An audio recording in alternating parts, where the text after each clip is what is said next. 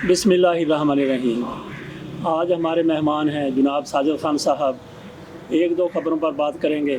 सबसे पहले साजिद खान साहब से हम ये पूछते हैं कि जिस तरह से आज फिर वीडियोज़ का एक सैलाब आए हुआ नज़र आ रहा है। महमूद अचकज़ई की वीडियो सामने आई हैं, ज़ुबैर उमर की वीडियो सामने आई हैं, तो ये सिलसिला कहाँ से शुरू हुआ? रवान साहब, बड़ा मुश्किल सवाल किया आपने। ये सिलसिला तो असल में बहुत पहले का है सर। ये समझिए कि ये सिलसिला शुरू हुआ भुट्टो साहब के ज़माने में, और भुट्टो साहब पे इल्ज़ाम लगता रहा कि उस ज़माने के जो बड़े लीडर थे उनकी वीडियोस टेप होती थी। अब वो सियासी नुक्ता नज़र से होती हूँ या अयाशी के नुक्ता नज़र से, लेकिन वो बाहर नहीं आई। ये वीडियोस सबसे पहले जब बाहर आई हैं तो ये आज के ज़माने में बाहर आई, आज से पहले नहीं आई। लेकिन ये ज़रूर होता था कि इन वीडियोज़ की बिना पे मुख्तलिफ हमारी जो हुकूमतें थीं, सियासी हुकूमतें, वो एक दूसरे से बारगेनिंग करती थीं, डीलिंग करती थीं। बताया जाता था कि ये सब कुछ है। और इसी किस्म की वीडियोज़ के बारे में अपना भुट्टो साहब की जो बीवी थी उनके ऊपर इल्ज़ाम लगते रहे, और फिर बेनज़ीर के ऊपर इन वीडियोज़ के हवाले से इल्ज़ाम लगते रहे, और पीपल्स पार्टी के बड़े लोग जो थे गिलानी साहब वगैरह, उन पर इस किस्म के इल्ज़ाम लगते रहे। और उसके बाद मियाँ साहब ने के ज़माने में जब यह मामला शुरू हुआ तो इस वीडियो को इस्तेमाल किया गया है जो जज था अरशद, उसको घेरने के लिए। उसको एक किस्म के ये कहिए कि उसको मछली फराहम की गई कि ये मछली को पकड़ेगा, हम इसको पकड़ लेंगे। देखें, बात ये अरशद ने गलत किया, ये सही किया, एक अलग सी बात है, लेकिन बहरहाल उसको इस वीडियो के ज़रिए ब्लैकमेल किया गया। अच्छा, फिर कमाल ये है कि वीडियो बनाने के बाद 2-3 हिस्सों में इस वीडियो को रखा गया, और उसके बावजूद मुआहदा किया अरशद के साथ। और मियाँ साहब का साहबजादे जो है वो मदीने गए, और वहाँ और हसन इकबाल भी साथ थे, और वहाँ पे बैठ के उन्होंने एक मुआहदा किया आपस में कि अब ये हम अपील करेंगे और उसके बाद ये इसको सुनेंगे, और जो अगला मुकदमा आ रहा है उसमें बरी कर देंगे, कह देंगे जनाब मशकूक है ये मामला। आपका बुनियादी सवाल था ये शुरू कब हुआ? सर, ये हमारी सियासत के साथ ही शुरू हो गया था। पहले हमारे सियासतदान ज़ाती तौर पे ऐसे काम करते थे, और इज्तिमाई तौर पे लोग उनके बारे में नेक ख्याल करते थे। लेकिन अब आके ये मामला बहुत, और ये सिर्फ हमारे यहाँ से नहीं, हिंदुस्तान में बहुत सारे लीडरों के बारे में ऐसी मिल जाती हैं। हाँ, यूरोप में और अमेरिका में ये होता है कि किसी के बारे में कोई ऐसी खबर आ जाए या ऐसी कोई वीडियो आ जाए तो वो इस्तीफ़ा दे देता है और वो निकल जाता है उस शोर शराबे से जो उस पर इल्ज़ाम लग रहे हैं। अच्छा खान साहब, आप हमें ज़रा मुख्तसर सा बता दीजिए चंद अल्फाज में कि जदीद दौर में इन वीडियोज़ का बानी कौन है?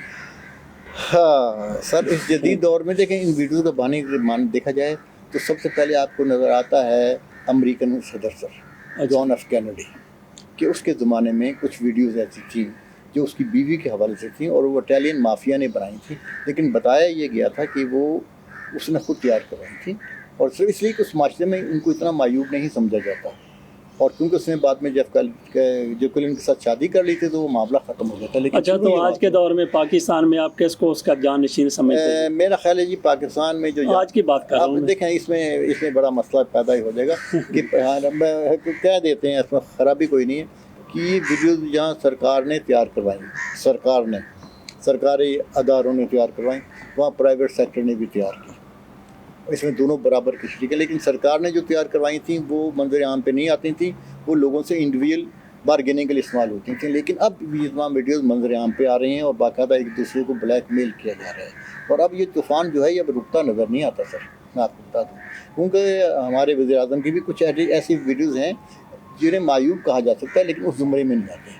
लेकिन बाकी लोगों की ऐसी बहुत सारी वीडियो जो जिस तरह से अरशद मलिक को ब्लैकमेल किया गया, तो उस हवाले से आप क्या समझते, कौन जिम्मेदार है उसका? सर, उस हवाले से तो हमारी सियासी जमातें जिम्मेदार हैं, और उसमें आप किसी का नाम नहीं लेना चाहिए। मैं नून लीग का नाम ले देता हूँ, आप परेशान ना हो, क्योंकि देखें नवाज लीग हर काम बड़े तरीके से करती है, और ये काम भी उन्होंने तरीके से किया। अच्छा, ये प्रेस कॉन्फ्रेंस किसने की थी?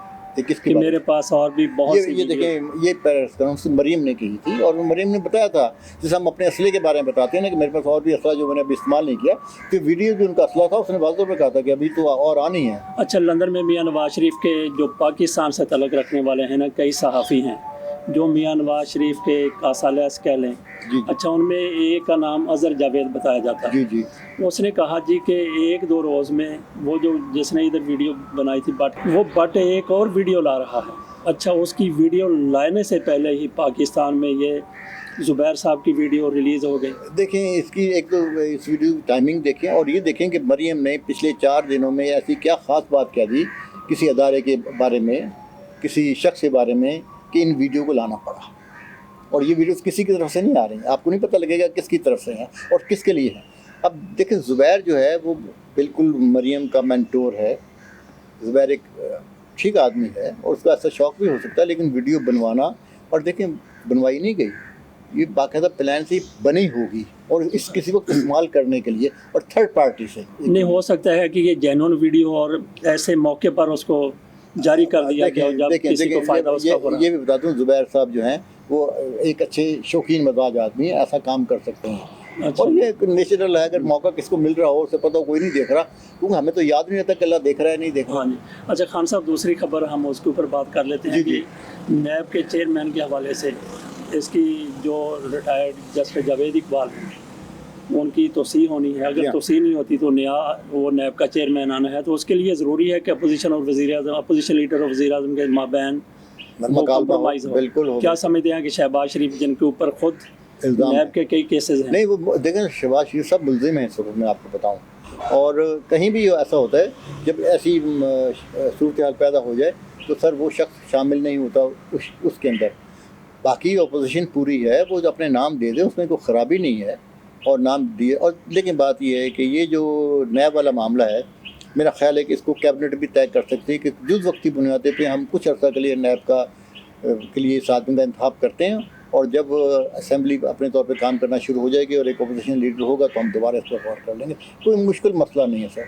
सवाल ये है कि ये सीट खाली नहीं रहनी चाहिए। दूसरी बात कि उन्होंने काम किया, जस्टिस साहब ने, उनके ऊपर भी इल्ज़ामात लगे, उनकी वीडियोस बनवाई गई। मैं ये भी बताता हूँ, बनवाने वाले लोग भी कौन थे जो आप कह रहे थे कि मैं नाम छुपा रहा हूँ, नाम नहीं छुपा रहा, वो मरियम एंड कंपनी थी, उनके खिलाफ वीडियो बनवाने वाले। अच्छा, फिर ये भी कह दें कि जदीद दौर में ऐसी वीडियोस बनाने की जो बानी है वो मोहतरमा मरियम नवाज शरीफ है सर। ठीक हो गया। अच्छा, इसके अलावा हम मुख्तसर ज़रा बात कर लेते हैं। अच्छा, वो सुना कि इस्लामाबाद में कुछ पोस्टर लगे हैं जी हाँ, शिवसेना के हवाले से। मैं वही अच्छा, जिनमें वो रावत, क्या नाम है उसका, जौहर रावत, उसने कहा जी जिस तरीके से हमने कश्मीर लिया है वो वहाँ पे जिस तरीके से उन्होंने स्टेटस ख़त्म किया है, बिल्कुल। उसने कहा जिस तरीके से हमने कश्मीर लिया है इसी तरीके से बलूचिस्तान लेंगे और उसके बाद फिर आज़ाद कश्मीर भी लेंगे। जो अखंड भारत की पॉलिसी है मोदी की वो बिल्कुल दुरुस्त है। और ये बैनर लगा इस्लामाबाद। हाँ, यही हैरानकुन बात है कि सर ये अभी तक नहीं पता लगा कि बैनर्स किसकी तरफ से लगे, पहली बात ये। और इन बैनर्स की ज़रूरत इस्लामाबाद में क्यों महसूस हुई? इन बैनर के ज़रिए वो हुकूमत को बताना चाह रहे हैं, अपोजिशन को बताना चाह रहे हैं, फ़ौज को बताना चाह रहे हैं। ये सारा घटोला सा लग रहा है और ये पाकिस्तान के लिए नहीं लगे बैनर, बल्कि उनकी तशहीर हुई है कि जनाब वो देखें वो क्या करने लगे। अच्छा, लेकिन एक तबका ये भी कहता है कि जिस तरीके से वो बैनर लगे हैं वो एक आगाही मुहिम है, लेकिन जो फफा कुटनी किस्म की औरतें हैं हमारी मीडिया में और इसी तरह के जो भारत नवाज लोग हैं उनकी तरफ से शोर हो गया जी, बताया जाए कि ये बैनर लगे तो लगे ही क्यों। अगर वो आगाही मुहिम है, जो मैंने खबर पढ़ी है उसमें कहा गया है जी कि भारत इस हद तक जा रहा है। आप क्या सोच रहे हैं? नहीं, बिल्कुल भारत इस हद तक नहीं जा रहा, बहुत आगे जा रहा है सर। मैं आपको बताऊं, अक़वाम मुत्तहिदा में भारत ने जो कुछ बातें की हैं उनका हमारी अपोजिशन जवाब नहीं दे रही। हमारी अपोजिशन इसी नुक्ते पर अड़ी हुई है कि इमरान खान की तकरीर सही नहीं थी। भाई क्या चीज़ सही नहीं थी? और फिर ये आगाही मुहिम जो है सर होगी आगाही मुहिम, और आगाही मुहिम को फैलाने वाले भी हमारे दोस्त हैं जो सामने नहीं आ रहे। वो एक तीर से दो शिकार करना चाहते हैं।